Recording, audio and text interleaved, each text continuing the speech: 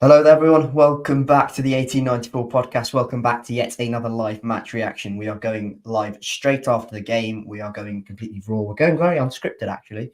And we are reacting to Bristol City's 2-1 defeat at Hillsborough today. And just a dismal display. As I tweet out, we are live. I'm joined by Matiss, as always, with me on these podcasts. Matiss, how are you doing? I'm sure I can guess. Yeah, not great. Very disappointed, and not even disappointed, just fed up now.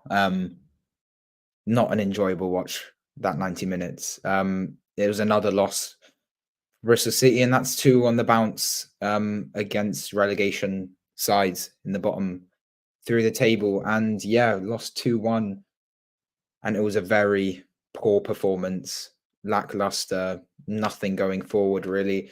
And again, like last week, Sheffield Wednesday deserved it. And I mean, we'll get onto us as well, but I have to give Sheffield Wednesday a bit of props as well, because they looked okay, and they played some good passages of football. And I thought, especially their first goal was good, but it was horrendous. Embarrassing and shocking from us, and I don't know where we go from here, to be honest. Let's throw all the cliches out there. Let's throw everything out there. Whisper football, that was shocking. It was very bad. This was the Bristol City. I'll take the big screen banner off here. This was the Bristol City team, as it says at the bottom. Max O'Leary in goal. It was a back four of George Tanner, Rob Dickey, Zach Viner, Cam Prince. That was like the Nigel Pearson kind of setup, wasn't it? Taylor Garn Hickman in midfield. Joe Williams alongside him. Jason Knight in that a little bit more advanced role. Actually, we don't actually know if it was Jason Knight was captain. I presume it was. I have to say, I didn't notice if he had the captain's armband on. I didn't pay special attention to it, but I presume he was. It didn't say on the graphic or anything. Mark Sykes makes his return. You can see how organised I am. Ani and Matiss and Tommy Conway. Cam Pring also came back into the 11. Before I get your thoughts on the Bristol City team, this was the Sheffield Wednesday 11. It was James Beadle, Paul Valentine, Liam Palmer, Michael Ahekwa, Dishon Bernard, and Marvin Johnson made up the back five. Ian Pervader, Barry Ballon, who was the captain, and their main threat, obviously, Will Volks in the middle of the park, Anthony Masaba, and Ike Ugbo, who scored both goals for Wednesday up top. Going back to this Bristol City 11 then. Your thoughts on that? Any main surprises? I didn't think so initially, and then I thought, actually, that didn't make too much sense. Initially I looked at the team sheet and the names, and I was relatively happy. Good to see Sykes back in the squad. Pring as well coming back into it, and I thought the choice of TGH and Williams was good. Mike was in fact the captain. I saw it in the game, but yeah, pretty expected squad, I'd say. Obviously Twine wasn't in the matchday squad today, so he's out for a bit longer, which is a little bit frustrating, because I mean, we'll get onto it later as well, but we don't have long with him, obviously, so he's already been out for quite a few games. So yeah, hopefully we see him next weekend, but yeah, couldn't make it for today. But other than that, pretty standard and expected. Yeah. I didn't see too many faults of the team, apart from obviously where was Scott Twine in the squad. That was the question, and apparently he was tired from training. But that's what I got. That's how I interpreted it from the wording of what Manning said. Obviously you could interpret it differently, and that is it's football. No Matty James as well in the squad, which is that's understandable, to be honest, to a certain degree. He's getting on in age, and he has played a large volume of games recently for City. We start off, and immediately the Hillsborough crowd, I think, get on top of us, and we just do not look like we got going. We had a lot of possession. We had a lot of territory in that sense, but never ever looked threatening.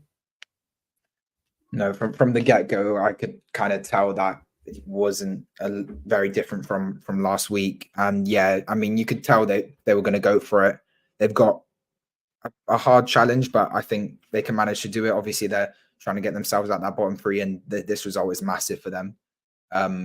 So from the get-go, we didn't really look up for it. I thought at the start, a couple of the balls, we had a couple half chances in the first like kind of 10 minutes on the right hand side, just a couple lucky knock-ons, but nothing too much. But yeah, from then on out, just no real threat going forward. Couldn't find the passes. A lot of sloppy throughout the whole game. A lot of sloppy passes, just going nowhere, too long, and yeah, just no real quality, especially in that first 10. And then didn't take long for them to take the lead. Yeah, Ike Ugbo gives them the lead, and it's just dismal. I don't know what way to put it. I put out a tweet whilst I was watching the game saying the last 3 goals, or 3 out of the last 4 goals in our games, have been literally from the same country. It's been very similar. Harry Cornick, McCrory came in on the right, puts the ball in there. And then Cornick finishes it, and then the QPR goal, very similar to Cornick's goal. Ilias Chair finishes it first time. And then this one, Valentin gets in on the right-hand side, puts it across goal. Ugbo takes a couple of touches, I think, and then spins, swivels on the spot, pivots really well, and then finishes it. If I'm being completely honest, we were quite lucky. More goals didn't come from their right-hand side and our left-hand side in particular, because we were rinsed. We were actually torn apart down our left-hand side. Maybe Danny Roll expected, Sheffield Wednesday manager expected Campering to start, maybe target that area, but Pringy, I was well off it. He was well off it. Yeah, he definitely struggled today.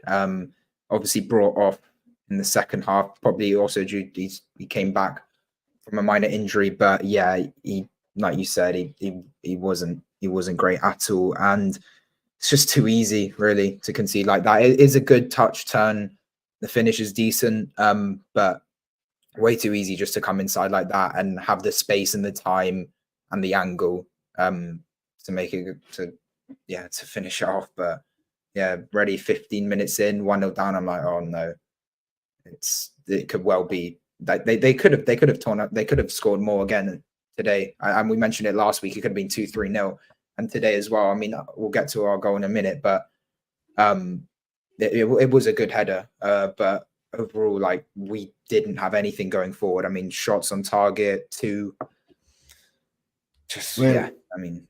We'll talk about all of that later on. Before our goal, actually, Sheffield Wednesday, there's a massive incident before we equalise. Deshaun Bernard, who is eventually sent off for Sheffield Wednesday for doing his second yellow card, receives his first yellow card, and arguably should have been a red card as well. He is. Look, if is he clean through on goal? No. Is there Michael Heckworth? Is Michael Heckworth coming across to possibly block a shot coming in from Jason Knight? Potentially. Is Michael Heckworth that quick? We don't know. That's hypotheticals. But is that a red card? What do you think? I don't think it is. I have to be honest, and I think the referee did get it right in this situation. I mean, I'd love to think that maybe it would obviously change the game massively, but like you said, I mean, who was on the left of him? He wasn't directly through on goal. Another one of Sheffield Wednesday's defenders coming in, and it was a weak pull down. He didn't throw him to the ground. Jason Knight went down relatively easy. It was definitely a foul, don't get me wrong, but it wasn't like, I don't think it was red card worthy. He definitely would have had a shot on goal, but it's a situation. I think it would be harsh to give that a red. But it could go any other way at the end of the day. But yeah, it was a relatively could have been a big chance for us, because Sykes poked it through, but Jason Knight was pulled out. What do you think? I think there was a very similar incident at our place against Sheffield Wednesday as well, where Barry Bannon was sent off, wasn't he? But kind of a similar thing. Jason Knight again, wasn't it? As Jason Knight was played in and Bannon pulls him down. But that's the thing as well. On in that game, I think Bannon's red card got rescinded, taken didn't away after the match. Yeah, it got Yeah. rescinded. So it showed that they made a mistake there. It's I don't know, to be honest. I'm not sure. I don't think it probably is either. I get your point where, you know, we could have been coming across to get it, and we'd have been very angry as well if we. I'd say we'd be here complaining if Rob Dickie does that and gets sent off. It's a weird one, but there's certainly a debate over it whether it was a red card or not. Bristol City after that incident though gained a little bit of momentum for the first, probably only time in the game actually, or maybe one or two times in the game. We gained a little bit of momentum, got a little bit of energy in our play, in our passing, silenced the Hillsborough crowd a little bit, and that was the most important thing I'd say actually, because they were brilliant, really important to their side. They were massive coming into the season, but yeah, we silenced them a little bit, and we then went and equalised, and it was didn't really create too many big chances, to be honest. But we go and equalise through a brilliant Jason Knight had to talk us through that goal. It was fantastic. Well, yeah, like you said, after that red card, I think we started to pick the pace up a little bit.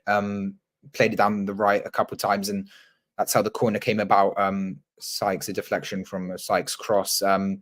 Yeah, it's a beautiful ball in by Taylor Gardner-Hickman, and it's a brilliant header. He's the shortest man on the field, and he rises perfectly, and it's a perfect header. It doesn't get better than that. It was straight in the bottom left corner, and he deserves it. And after, I mean, we've noticed throughout a lot of our past games, he is a big threat in the box. And people doubt it, and you wouldn't think it, but he's aggressive and he gets his head on the ball. And yeah, it was a brilliant goal. And yeah, massive goal in the game as well, equalizing it. Could have been a big change in momentum for us, because after that could push on. But yeah, from then on, I was like, okay, let's pick the pace up here and try and control it and play like we know we can. It didn't go that way, did it? But yeah, props to Knight. Brilliant header from him. Yeah, it's a very good header. He directed it really well, and yeah, it's a really hard thing to pull off as well. So yeah, massive credit to Jason Knight. And yeah, I wouldn't say deservedly level, but when you play a side, no disrespect to Sheffield Wednesday, I thought far deserved winners. And actually, even when they went down to time, and they had better chances to win the game and kill the game off, which in itself is utterly telling about us. We'll talk about that later. Because the second half was a mess, complete and utter mess from our perspective. Yeah, just really good technique from Knight. Ugbo could have had 3 or 4, especially that second half. He bloody well could have, and we didn't do enough to deal with him and deal with most of Sheffield Wednesday's threats.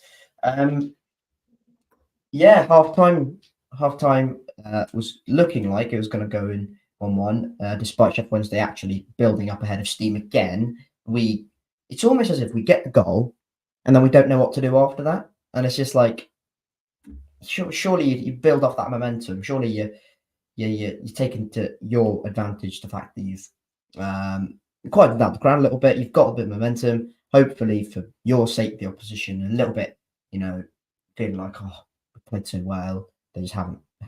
I'm going into halftime leading. Surely that's the motive, and it just didn't seem like that. And we just completely stopped playing football again, and we just let Sheffield Wednesday play the ball around us, and they took the lead again and completely deserved as well. Yeah, it felt like the goal was just a pause in play from their attack, and then straight after that they're on us again. And yeah, they had the momentum and they played some decent football as well, and we just really had nothing to respond with. I really thought we could have kicked on there and yeah, go and find another goal to take the lead, but didn't happen. And then yeah, on the break of half time, it's a shot from the left hand side, just outside the box. Well, I don't know if he's shooting or it's a cross, but No, It it is. is a It cross. is. It is. It's a cross. It's a. Yeah, it is a cross. Yeah, it's a cross. Yeah, go on. We'll Yeah, give him some. I don't know. I felt like it was in between. It was a Didn't feel fast-paced like a cross. cross. Didn't feel like a cross. It, Yeah. it didn't feel like a cross. It came at him fast, but yeah, Ugbo again. It's a brilliant header, right? It was a header, unless I've got that completely wrong. Yeah, was came at him fast, directed it well, and 2-1 like that on the brink of half time, and we're down. So yeah, just again a bit too easy, but striker does well to get his brace. Yeah, and again, the move orientates from our left-hand side and just not good again from. Yeah, it cut across. Yeah, exactly. And yeah, just not good again from Prinny, was it? And look, I understand the fact that he's just come back from injury, and even though the injury wasn't long term, I'm sure it would have an effect on him. The fact that he's banned, because he has been playing basically all the games for us this season, but just not a good first half performance from him. That's the only half performance from him, because after that we go into half time 2-1 down. Double substitution for Bristol City. Cam Pring comes off for Hayden Roberts. Mark Sykes comes off, and I thought Sykes, he was just no. I think after 10 minutes, I saw 10 minutes of the game. I thought he's not fit. He just isn't fit. Like, why are we playing him? And yeah, that was evident at half time when Manning brought him off for Ross McCrory, who I thought was actually one of my brightest spots in the game. A bit more direct, but more attacking. Yeah, back five. Dana tucking in to make it 3 centre backs, allowing Roberts to push on a little bit more. And yeah, McCrory playing as the right wing back. Are your thoughts on the half-time substitutions? Yeah, I think probably a change was needed, definitely. McCrory to come back in, Pring definitely needed a rest, and then Sykes just coming back, probably expected. Didn't think he was too bad, actually. I thought he probably provided one of our biggest threats, if you can call it any threat. But yeah, McCrory on the right-hand side still hasn't played too many minutes, but good to have him on. And then Roberts. I think Roberts, when he came on, he looked confident. I don't think he played amazingly, but I think he looked like he had a bit more confidence going forward, but a bit too playful on the ball and not really direct enough. But yeah, double substitution didn't make a massive impact. I thought McCrory was good in that second half. He tried to do a bit more, retrieved a couple fouls, but yeah, Roberts did get a yellow as well. But yeah, definitely needed changes, and well, since Sykes returned and Campering wasn't playing well, it made sense to me. Yeah, just no, not good. From Pring and Sykes, they really struggled. Shots on target for Bristol City, 2 out of 12 shots. Yeah, that's felt like that. Unfortunate game overall for you guys. Very, very unfortunate. Very self-imploding at times as well.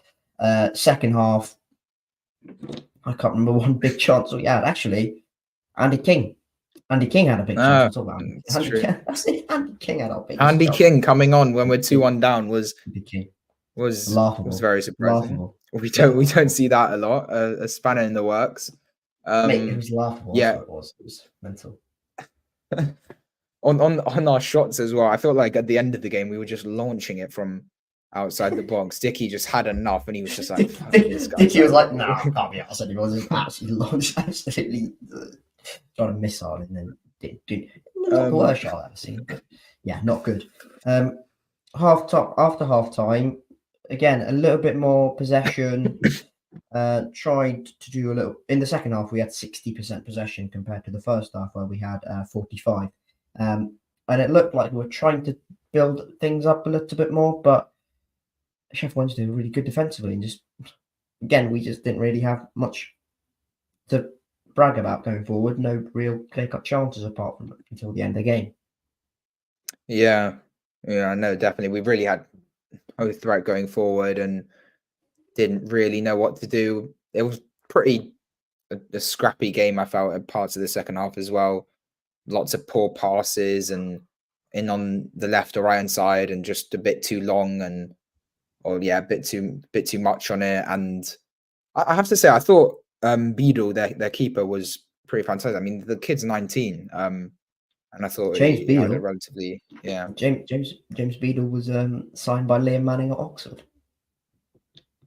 Well, there you There's that go. for I you. guess he could see the talent in him. But yeah, I thought he Saw the was potential. great. I'm counting that's a win, right? Yeah, give me the 3 points. But yeah, really poor. Just missing that final pass again, a few times, and yeah, we just had nothing really, and it's just frustrating because we've had positive signs throughout the season. We can play well, and then yeah, face Go two and do sides in the bottom three, like that. and Gets 2 sides in the bottom 3. it's just Bristol City. I mean, we're so used to it now. I mean, what do we expect? But yeah, nothing really going, and then. Yeah, the King chance, like you mentioned, was deflected, I think, just a kind of, but also Cornick down on the, well, yeah, we had a triple substitution relatively late on in the second half. That was on 68. Before that, Taylor Gardner-Hickman was given a yellow card for the most yellow card thing I've ever seen. The most Taylor Gardner-Hickman thing I've ever seen. He just goes past and does him for face, and he just goes, nah, you're not going there. Just pull the shirt down. That's a yellow card. Hayden Roberts is booked. I can't remember why, but he was booked. Yeah. Can't remember why. Yeah, triple sub you mentioned on 68. And we're moving so fast because there's literally nothing that happens apart from Sheffield Wednesday territory, and they kind of get their crowd moving up, and yeah, they had a couple of good chances, which was it. Yeah, Zach in the chat mentioned he could have had 3 or 4. He should have had 3 or 4. But he had a couple of really good chances. One, he what was it? He missed one, didn't he? Where he kind of slipped over, and we were really lucky there. And then I tweeted we should have gone 3-1 down. And then later on, Michael Smith goes 1-on-1, which is denied.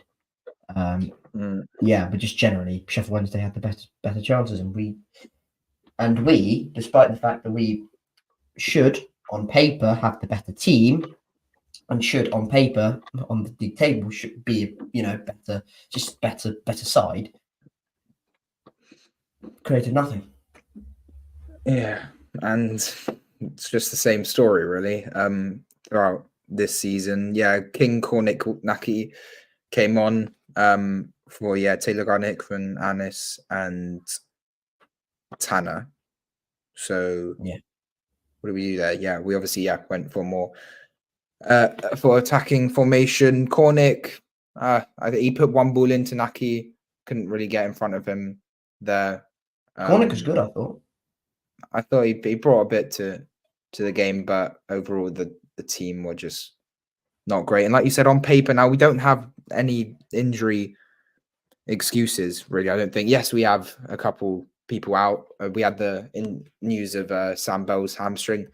We mentioned it at the end of last the past podcast that we'd probably say it's best to rest him and keep him out for the season, and that's what's happened. Yeah, he's out anyway. For the season. So but we have options going forward now, and hopefully time comes back in. But still, like that team that's been put out, I mean, there's no excuses. They have to be doing better at the end of the day, and it's not good enough. Same things we're saying really, but it's true. But yeah, Cornick looked okay. King, I mean, just I don't know. It's just generally random play to see what happens. Generally, Mabude didn't get played either. He was on the bench. Decided to bring him on, and then I mean, the others were. We never really put a full bench as well. We had another space, but no Mabude. But other than that, a couple chances for Sheffield Wednesday. Even that's the thing that the red card. I didn't even notice the second foul of No, that was given advantage. That was given advantage, and then initially it was given an advantage, and then Cornick went on the left and put it back to Williams, and then I can't remember what we did with it. I think might have hit one over the bar or something, or might have kept it the Beadle, but that was booked. I think he was booked up. Was that the Taylor Gardner-Hickman foul? No, I don't know. No, I don't think it was there. No. It was a second yellow card for an advantage that was played by the ref. Yeah.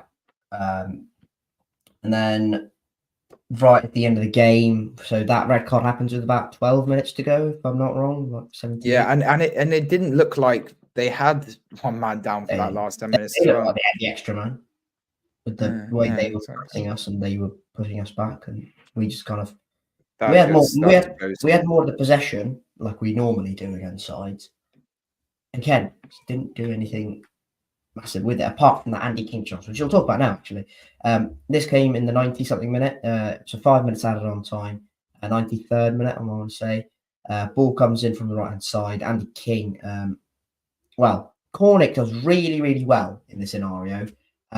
So the ball is in the corner, Masaba, I think it is, who's kind of trying to shepherd the ball out. Cornick does so well to win the ball back, shows real energy, real determination, gets the ball back. And then zips up the line, puts the ball in. Andy King, you don't want to fall to him, do you? And I said this, I don't mind Andy King at all. I really like him. I think he's a brilliant professional, playing for championship football at his age. And he has the technical quality as well to be a really good player. But you don't bring him on when you're 2-1 down and chasing a game and you take off. Just Taylor Gordon Hickman when you take off. No matter how bad Taylor Gordon Hickman plays, you've got to keep him. You can't, if the alternative is Andy King, you've got to keep Taylor Gordon Hickman on. We didn't do that. But you don't want it to fall to him, especially a chance like that in the 93rd. You don't want it to fall to Andy King. Puts it wide, where arguably that was our best chance of the second half. And that in itself tells a whole different story, doesn't it?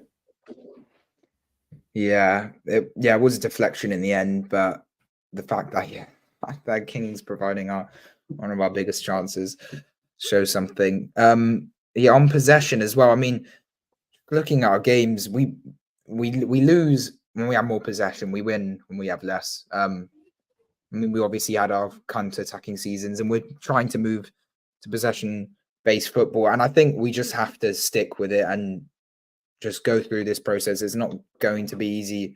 And I feel like the players will have to get used to it. I feel like they've had some time now, but I really hope they can click and they can find it and not make sloppy passes, be more clinical, find that final pass. Because today we had fractionally more possession lost. Against QPR we had 58%. Southampton we won 3-1 and we had 32%. And then Middlesbrough we also had marginally less. We had 30%. And then we beat Watford 4-1 and I think we had 41%. So yeah, it does show there. But in terms of league position, I think that for me especially puts any like minor hopes of playoffs down completely over. I think it could have been done. Yeah, I think it was over already before, but if we can't beat these two teams, like what can we do? So yeah, it's another, where are we? 12th position. Quite a lot of dropping of the points. Closer to the relegation zone than we are to the top 6. Let that sink in. That is not a great thing. As who was it from the Traitors said, let that sink in? Traitors, don't spoil second season, please. I'm not spoiling anything. It's just a quote. It's just a very famous quote. Not a very cringe quote. Yeah, let that sink in. After that, Michael Smith, as I mentioned earlier, goes through on goal. He should have made it 3-1. That should have killed the game off. And bearing in mind, this is when Sheffield Wednesday had 10 men as well. And arguably, I'd say having 10 men for them made it harder for us because they just sat back even more. They just kept their shape. And we know already we can't break down sides, or don't find it easy to break down sides playing in a low block. And when you put even more men back, it's going to be even harder, really. We just didn't cope with that at all. That brings us to the end of the game, I suppose. Because look, we've just lost to a side who, good form, decent, good manager. However, still in the bottom 3 for a reason. They're in the bottom 3 for a reason. We haven't beaten them. And that's 2 sides now who we haven't beaten, who were in the bottom 3 when we played them. QPR now out of the bottom 3. Sheffield Wednesday 3 points off. Who was it? Huddersfield, maybe? Millwall? Stoke even. Stoke are in the bottom 3, I think. QPR. They're 3 points off. Stoke in the bottom 3 now, yeah. Stoke are in the bottom 3. And guess who they play on the last game of the season? Oh, I Bristol. love football. I love City. football. Right. Away Should we from move on home to as well. player ratings? Yeah. Should we go through it quickly so we can save the depression? Yeah. So no explaining, just gut feeling. Go off your player ratings. And in the chat as well, you can get involved with the player ratings as well. Just let us know put in the live chat section your player ratings, and we will put them up on screen. Max O'Leary, I have gone 8. I thought his distribution was really poor, yet he made a couple of really important saves that kept us in the game. Yeah, not important in the end, but we didn't know that. Could have kept if we go and equalise there, we're looking at Max and going, yeah, thank you very much. Maybe 8 is a little bit generous, maybe 7.5, but I've gone 8 and comfortably man of the match, I thought. Fair enough. I've gone for 7. Definitely another good performance. I think we probably gave him man of the match last week as well. Because of his performance, and it definitely could have been more. Yeah, a couple crucial saves again, a couple one-on-ones because our defense was pretty leaky, especially in that first half. Obviously, conceding both goals, couldn't do anything about either of the goals. If I'm going to be honest, but yeah, a solid performance, better distribution. I agree as well. I did notice that for a lot of it. By noticing, as in I didn't notice the ball going out of play from a goal kick, which we have seen in the past. But yeah, it's another decent performance by Max. 7.5 maybe, but yeah, I'll go with the 7. Before we move on to our defence, if you are watching, please do leave a like on the stream if you haven't already. It's free to do so, and also subscribe to the YouTube. If you're watching this on Spotify or after the event, please do leave us subscription. Spotify, leave us a 5-star rating and whatnot, and we thoroughly appreciate your support as we try to grow this channel. George Tanner, I've gone 6. I thought he was kind of meh. I thought he was all right. I think it was more the other side where Sheffield Wednesday targeted, so I don't think. And I think he did okay in certain departments where against pace, like Musaba, it's hard. So I thought he did okay defensively either. I don't think he was really at fault for many things. I think I'm going to go 6.5 because I think he was solid, didn't make any mistakes, and he also made a crucial tackle at one point when I think a mistake was made. At the front, it was a heavy pass, and then they got onto the counter, and he came sliding in, and he definitely prevented a shot that could well have gone in. I think it was solid. He looked pretty decent. He's recently as well. He's looked okay. So yeah, 6.5. Like you said, didn't have to do too much, but the things he did do, he did okay. Zach, let's talk about Zach Van and Rob Dickey together because I thought they were both kind of iffy. I'm going to change Zach Varner's rating, actually. I thought he was poor.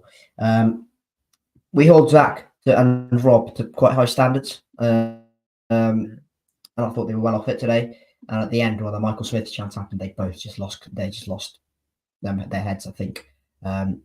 I've gone 5 for both of them. I thought they were just nowhere near their normal level. And I thought, yeah, not good. Yeah, I've gone for the exact same, to be honest.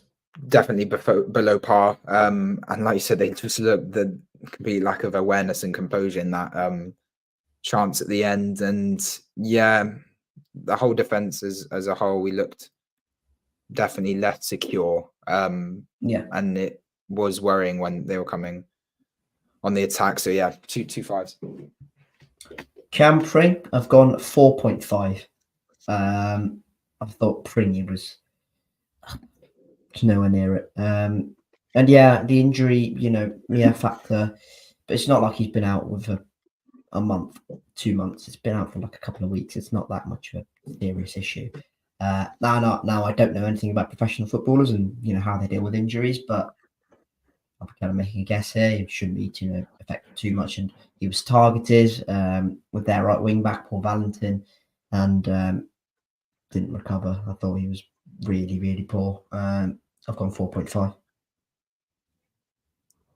Yeah, That might be harsh. to give him. I don't know how harsh I want to be. I'll go for a 5. Definitely. I mean, we hold Campering as well to a high standard. He's been brilliant for us this season and in recent times. And we were when I saw his name on the team sheet that he was back, I was a lot more confident. But yeah, I've really didn't have a good first half today and was really poor. So hopefully he can change that. Yeah, like you said, he coming back from injury, but yeah, hopefully next week can he improve that. But yeah, 5 for Pringy. Yeah, hopefully, yeah, gets back to his normal level, and maybe that's just a bit of a testing period, and yeah, hopefully he's okay. And yeah, much better against Cardiff, which he needs to be. Joe Williams in midfield. Thought he was, again, we hold Joe Williams to quite high standards as well, because he has been really good recently, hasn't he, for City? I'll give him the benefit of the doubt. I've gone 6 for Joe. I thought he was kind of involved, showed a lot of passion, and apparently after the game had a right go at the officials, and was had to be taken away by the team by his teammates. But yeah, I've gone 6 for Joe. What have you gone for? Yeah, I've also gone for 6, and I'll move on to the next one as well. Taylor Garner-Hickman. I thought, well, yeah, on Joe as well. I agree. I think he tried to create a little bit in the midfield, but he had an average performance, and He was on his own. Well, is yeah, and then his midfield partner, yeah, Garner-Hickman. He got it was a brilliant cross in for the goal. He obviously got the assist. I still think he was pretty mediocre throughout the game. Got a yellow card, but I mean those in those situations, I mean that's just tactical play. I'd say yeah, but both with a 6, maybe a 6.5 because of the assist, but yeah, I'd say it's more Jason Knight than Garner-Hickman. So yeah, I'd say a 6 for both. I went 5.5 for TGH. I thought he was off it, to be honest. And that, I think that's just has given bumped him up half. So yeah, I've gone 5.5. He's not nowhere near it to his normal standards as well. Ani and Matiss. I'm getting very frustrated very quickly. I have to be honest. Getting very fed up. That's sorry. That's not me being dramatic. I know a lot of just go on social media, but just generally at games, I see so many people who come in week out who are just going, Matiss done it again. It's just not cutting it. He looks so good in a game against Hull. I remember, so good. Looked really exciting. Looked like he's finally turned under Manny. He goes and puts in performances like against QPR and today, and it's just like, really? Like, you have got it in your locker to do better. You just have to put some sort of consistency together, and Ani and Matiss just hasn't shown it enough times. It's kind of a gone 4. Wow. It's kind of yeah, shows in the team as well, just that lack of consistency. I mean, after that whole game, like you mentioned, that goal, that performance, I really thought, okay, now we can really push on and really shine as a player for us. But there's just a lack of impact, and going forward, yeah, he doesn't have that composure. I haven't gone as bad as 4. I've gone for a 5, definitely below par, and definitely a poor performance. But with Belly out for the season, I mean, he'll probably have more chances to prove himself and improve that performance. But yeah, really disappointed with him today. Next then, Sykes off the right. I mean, he played a half, but I thought in that half where kind of the game was most lively, obviously all 3 goals, I think he was probably one of our better attacking threat, and I thought he was okay. Player rating 6, I'd say. I think he was okay. He came back, didn't do for Sykes. Yeah, for Sykes, I think he played. He came back from a relatively decent injury. I don't know what was it now, 4 or 5 weeks since he's out, something like that. But got down the right hand side a couple of times, won the corner. Not doing too much, but yeah, 6 for him. Yeah, I echo a lot of what you said about Sykes. But I've gone a little bit lower. I've gone 5.5. I think him coming off, I think him coming off at halftime was a little bit telling as well. Tommy Conway. What have you gone for? Again, I think it's similar to last week. I feel like they don't even notice him on the pitch at some points. I feel like he's got nothing really to feed off. I mean, I don't know really what he can do, but really, how many? I mean, I see his stats, but didn't really have the ball at all. 23 touches. He had we had one shot on target. Actually, I don't remember that chance. Did he? Apparently he did. Yeah. Oh no, He the got James our Beadle shot. one in the first half. Yeah, he hit it and he palmed it away. Is that a shot on target? It was going well wide. It's given he has a shot on target. Well wide. I don't know why. Shot on target.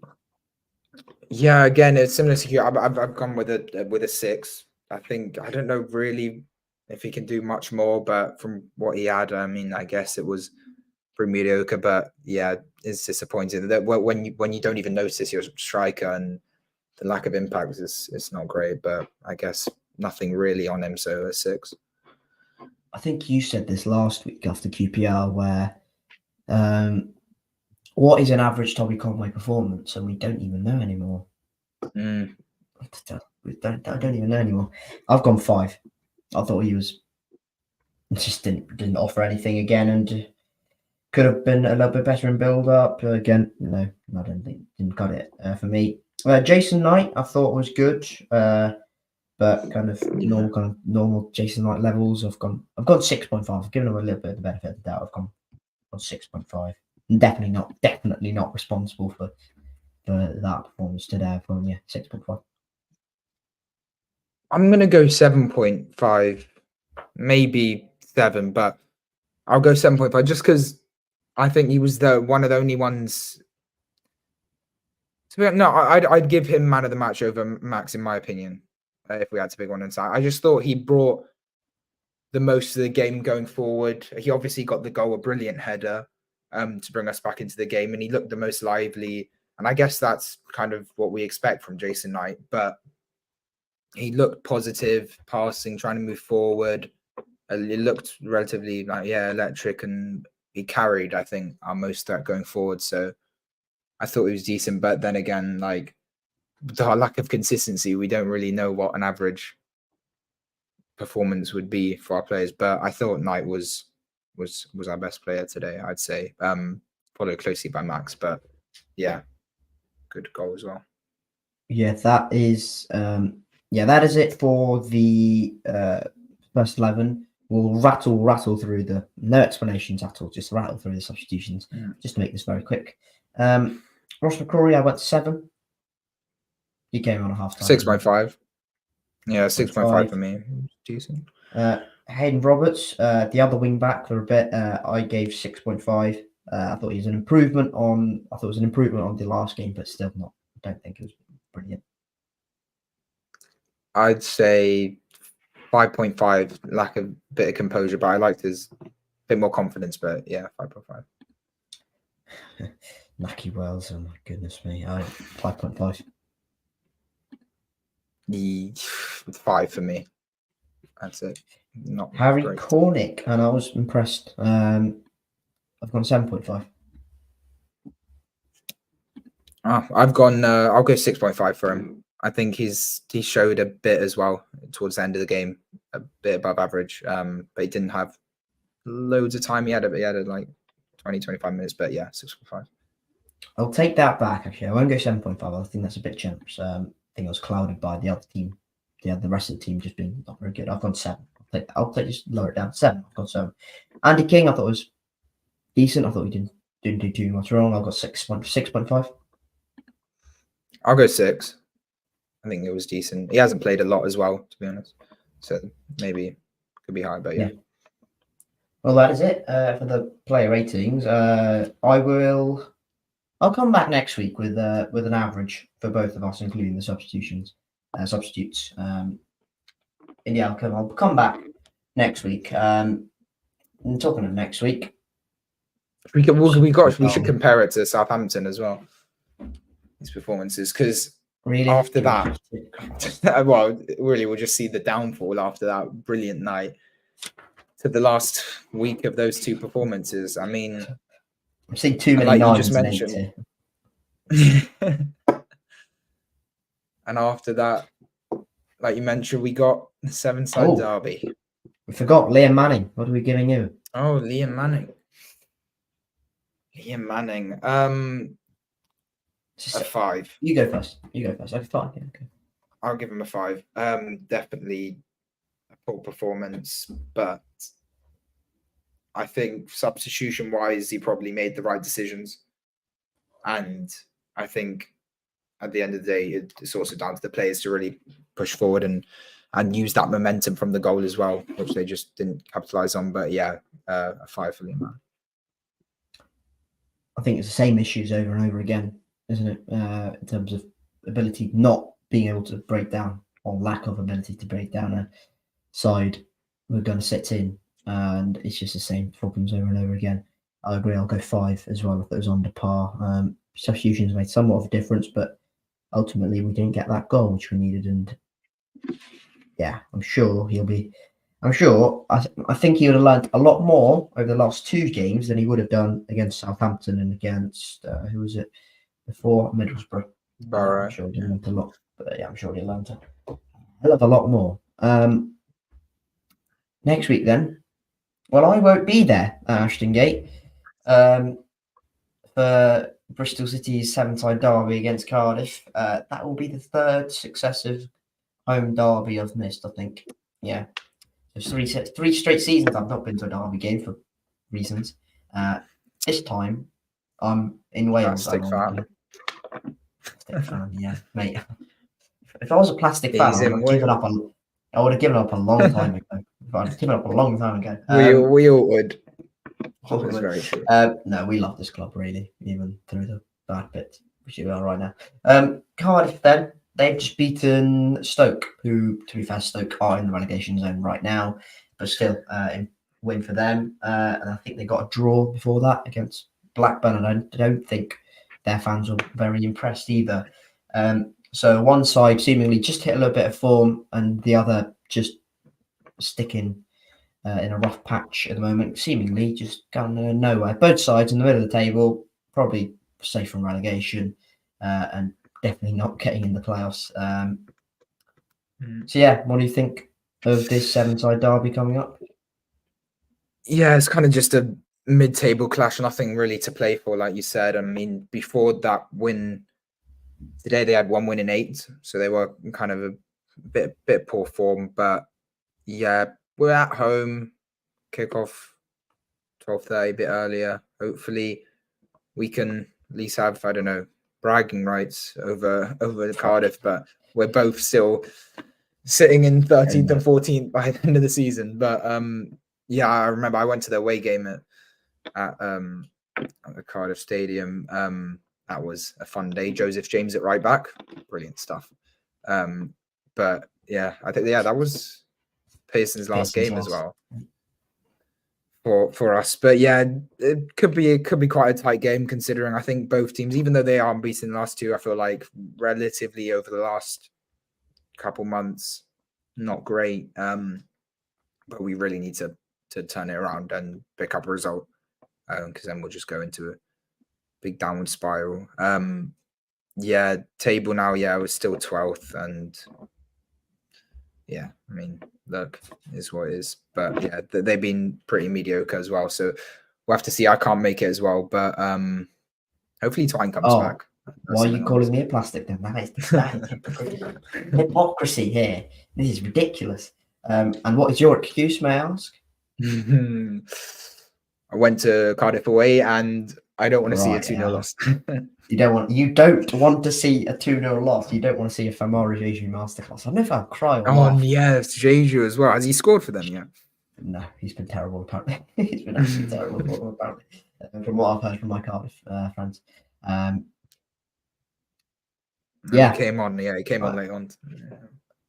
I have been somewhat I was impressed with Cardiff, like kind of like lightly impressed with Cardiff at the start of the season, where they were quite good and they beat us and they were all going very happy. They were all very happy, and been a bit of a sticky patch for them, a sticky patch of about 5 months, and then now they've come to Ashton Gate. I've got 2 unbeaten, 4 points in the last 2.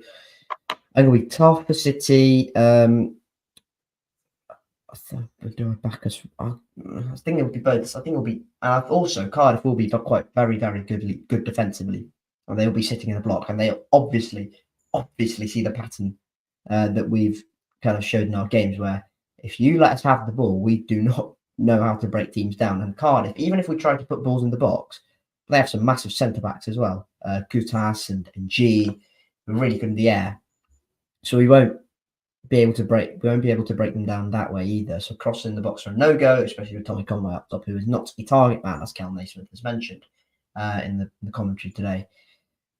I think it'll be tough for us. I'll back us for a point. I think it'll be 2 sides cancelling each other out to a certain degree. I'll go 1-1. What's your prediction? We both scored the same amount of games this season, and I just see this being like one of the worst derbies of history. I'm going to go for a beautiful 0-0 draw with one shot on target between the both sides. Something like terrible like that. I could just see that happening. And we look at our next games as well. We got Ipswich away on a Tuesday night, which is destined for, well, I'd love to say greatness, but yeah, that's going to be a tough one. And we have Swansea home, but then we go West Brom away and then Leicester at home. So those 2 games as well are going to be very tough. Goodness me. So you're telling me in our next 5 games, the easiest, or on paper, the easiest games are against the 2 Welsh sides. That's what you're telling me. We are utterly finished. We cannot beat Swansea at home. When's the last time we beat Swansea at home? 2017, was it? 2-0. Graham Potter when there was. We do not beat Swansea at home, and it's Derby day against Cardiff, so that's going to be tension is going to be ramped up as well. And then Ipswich away, good luck. I know they have more of the ball, but good luck. And then West Brom away. Oh, that's going to be fun. They're going to bully us. Then Leicester at home. Again, good luck. They're not going to get anything from that either. Thank you, I suppose, for watching. I think that's about it from us. I'm finding this last time we beat Swansea at home. Yeah, at home. It was a 2-0, I think. Maybe. Oh my god, the fact I'm in 2019. Really. 2-0, I think. Yeah, you're right. Yeah, you got it bang on. 2-0, 2nd of February 2019. That is 5 great years ago. Vyman and O'Dowda. So yeah, good luck then for us in our next 5 games. I'll see how that goes. On a positive note, well, still, I'd love to ramble on about Semenyo and Scott, but they're losing right now against Man City 1-0 with a Foden goal, but Foden is on my FPL. So Josh Browner was sent off for Burnley today, and they're not impressed with that's going to get me to minus points. That's not great. I haven't looked at my FPL in 7 weeks. Scott's, but they're not impressed with Brownhill, and his contract's up at the end of the season, and I don't think they're going to renew either. So he might be available on a free transfer, depending on who is available. Obviously, we're not going to be in for him. Yeah, I saw people have been saying online that maybe we'll get a little Brownhill transfer. It's not really. It's not going to happen. They'll go to a top championship club. Maybe whoever comes down. Sheffield United, Luton. Maybe if they go down. But I was going to say Burton. No, Luton's staying up. Trust me, Luton's staying up. I reckon.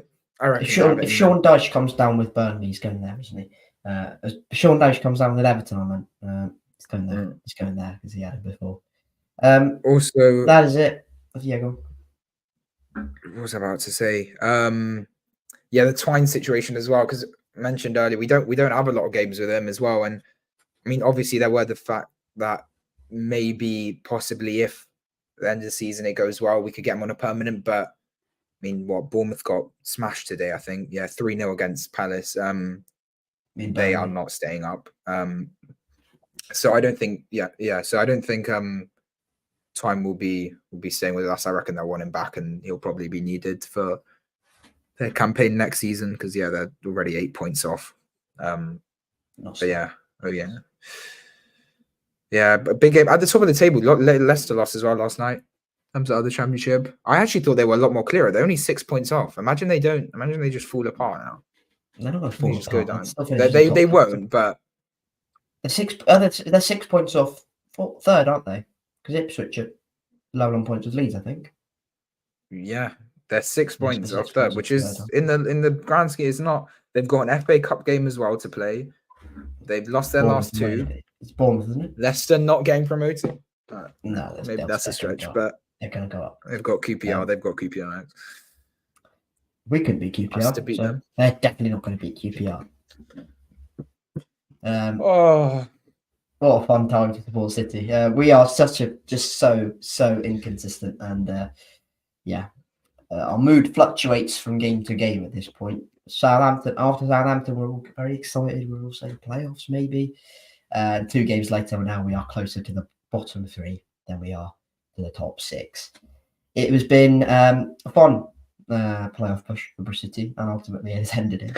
It's the same every year. We're always like, if we win the next game, we'll be only 2 points off, boys, and then we stay like that for 20 seconds.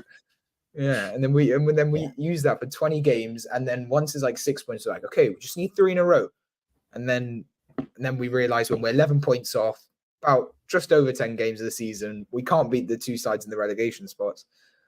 I think it's another 14th, but yeah, possibly. That's the story. Very, very possible. I think we'll finish higher, but that just about sums it up.